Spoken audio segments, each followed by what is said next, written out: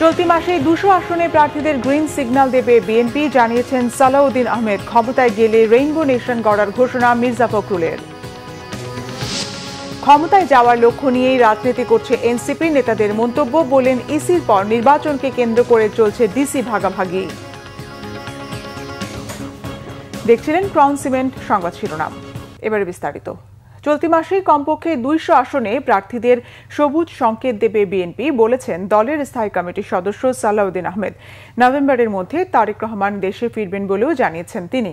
এদিকে ক্ষমতায় গেলে ক্ষুদ্র নৃগোষ্ঠীর অর্থনৈতিক অগ্রগতির স্বার্থে কাজ করবে বিএনপি, বলেছেন মির্জা ফখরুল ইসলাম আলমগীর। মোবাশ্বের আহমেদের রিপোর্ট। শুক্রবার গুলশানে নিজ বাসভবনে সমসাময়িক বিষয় নিয়ে কথা বলেন বিএনপির স্থায়ী কমিটির সদস্য সালাউদ্দিন আহমেদ। জানান, চলতি মাসেই কমপক্ষে ২০০ আসনে বিএনপির প্রার্থীকে সবুজ সংকেত দেওয়া হবে। আরও বলেন, বড় জোট গঠনের প্রক্রিয়ায় রয়েছে বিএনপি, এনসিপির সাথেও যোগাযোগ রয়েছে, তবে জোট হবে কিনা সেই বিষয়ে এখনো নিশ্চিত নয়। যুগপথের সঙ্গী তার বাইরে অন্যান্য রাজনৈতিক শক্তি, ফ্যাসিবাদ বিরোধী গণতান্ত্রিক আন্দোলনে যারা অবদান রেখেছেন এবং বেশ কয়েকটি ইসলামিক দল, তাদের সবার সাথে আমাদের আলোচনা হচ্ছে। শেষ পর্যন্ত জোট কোন জায়গায় গিয়ে দাঁড়ায় সেটা দেখার জন্য আপনাদের আরো অপেক্ষা করতে হবে।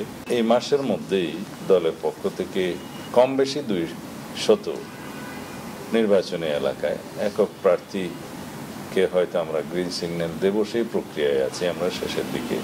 নভেম্বরের মধ্যেই দলের ভারপ্রাপ্ত চেয়ারম্যান তারেক রহমান দেশে ফিরবেন বলেও জানান বিএনপির এই নেতা। খুব শিগগির জানতে পারবেন। এদিকে শুক্রবার বিকেলে Banani Vidyaniketan school and college প্রাঙ্গণে ক্ষুদ্র জনগোষ্ঠী আয়োজিত ঢাকা ওয়ান গালা ২০২৫ অনুষ্ঠানের প্রধান অতিথি হিসেবে যোগ দেন বিএনপির মহাসচিব মির্জা ফখরুল ইসলাম আলমগীর। প্রধান অতিথির বক্তব্যে মহাসচিব জানান, ক্ষমতায় গেলে ঢাকায় নির্দিষ্ট স্থানে ওয়ান গালা অনুষ্ঠান পালন করার বিষয়ে প্রয়োজনীয় ব্যবস্থা গ্রহণ করবে বিএনপি। বিএনপি সরকারে আসলে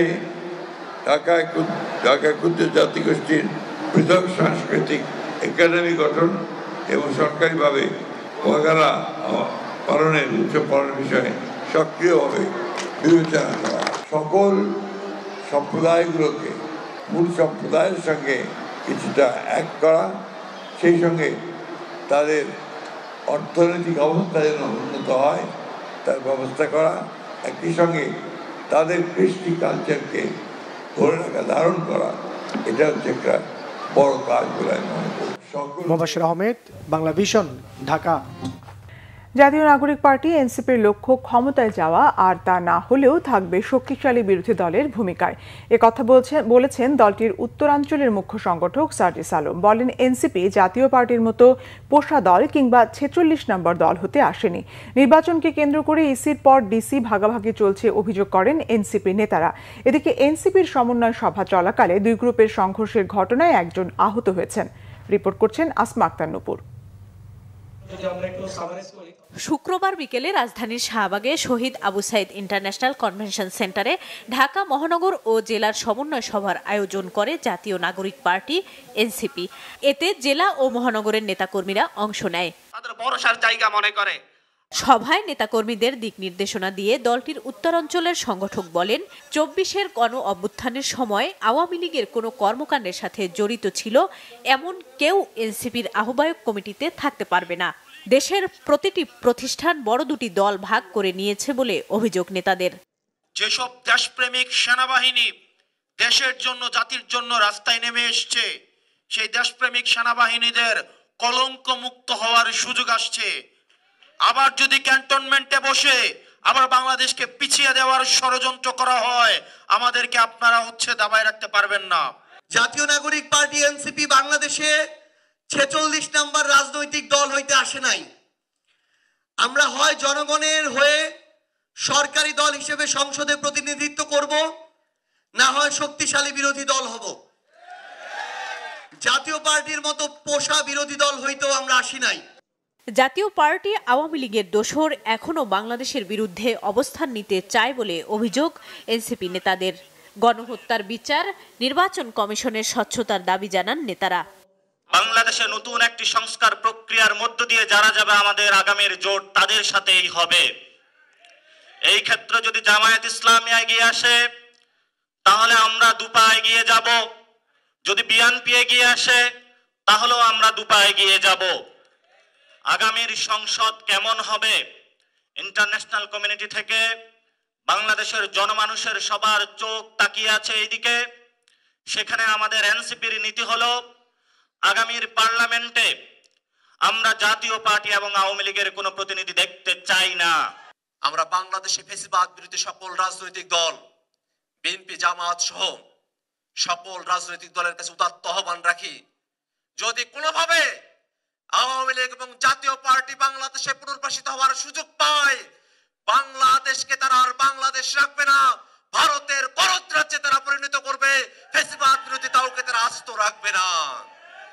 জুলাই সনদ বাস্তবায়নের রূপরেখা ও আইনি ভিত্তি ছাড়া স্বাক্ষর করবে না জানিয়ে এনসিপি নেতারা বলেন, আলোচনাতেই জুলাই সনদ বাস্তবায়নের পথ নিশ্চিত করতে হবে। এদিকে সমন্বয় সভা চলাকালে এনসিপির দুই গ্রুপের মধ্যে সংঘর্ষের ঘটনা ঘটেছে, এতে একজন আহত হয়েছেন। আসমা আক্তার, নূপুর, বাংলাভিশন, ঢাকা। আইসিসি টেস্ট চ্যাম্পিয়নশিপে শীর্ষস্থান ধরে রেখেছে অস্ট্রেলিয়া, আর দক্ষিণ আফ্রিকার কাছে রাওয়ালপিন্ডি টেস্টে 8 উইকেটে হেরে পয়েন্ট টেবিলে চতুর্থ স্থানে নেমে গেছে পাকিস্তান।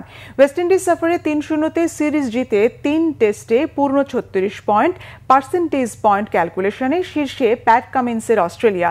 তবে টেস্ট চ্যাম্পিয়নশিপের চতুর্থ পর্বে দক্ষিণ আফ্রিকাকে লাহোর টেস্টে হারিয়ে 1 জয়ে দ্বিতীয় স্থানে উঠেছিল পাকিস্তান।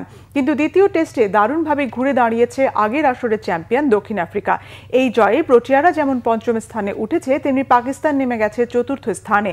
টেস্ট চ্যাম্পিয়নশিপে এই পর্বে শ্রীলঙ্কা 2 টেস্ট খেলেছে বাংলাদেশের বিপক্ষে, তাতে 1 জয় এবং 1 ড্র করে টেবিলে দ্বিতীয় স্থানে এখন লঙ্কানরা। এই পর্বে ভারত সবচেয়ে বেশি 7 টেস্ট খেলেছে, সেখানে ইংল্যান্ডের বিপক্ষে 2-2 সিরিজ ড্র করার পর হোম সিরিজে ওয়েস্ট ইন্ডিজকে 2-0 হারিয়ে টেবিলে চতুর্থ স্থানে আছে শুভমান গিলের দল। ইংল্যান্ড 5 টেস্ট খেলে 26 পয়েন্ট নিয়ে ষষ্ঠ স্থানে। বাংলাদেশ শ্রীলঙ্কার বিপক্ষে 2 টেস্টে 1 পরাজয় এবং 1টিতে ড্র করে 4 পয়েন্ট নিয়ে আছে সপ্তম স্থানে। ওয়েস্ট ইন্ডিজ 5 টেস্টেই হেরে 0 পয়েন্ট নিয়ে সবার নিচে, আর এই পর্বে নিউজিল্যান্ড এখনও কোনো টেস্ট খেলেনি।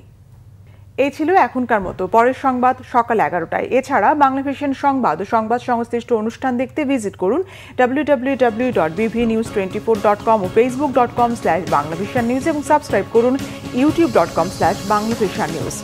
ধন্যবাদ।